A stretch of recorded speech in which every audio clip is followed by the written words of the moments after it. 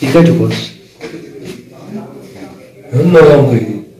अच्छा अच्छा, ये तो संबल पुलिस ने।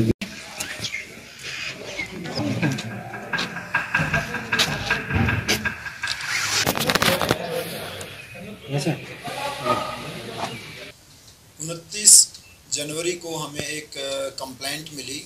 यहाँ पे मोहम्मद शाह जो गांव सुल्तानपुरा के रहने वाले हैं, पुलिस चौकी नौगाम में विद एप्लीकेशन की 28-29 की रात को उनके घर में जो है चोरी हुई। इंटेरोगेशन ये बात जो है सामने आई है कि एक सरवर अली और निसार अहमद, उसके साथ दिलावर अहमद, इन तीन लोगों ने जो है मिलके ये 28-29 जनवरी की रात को इस चोरी को अंजाम दिया।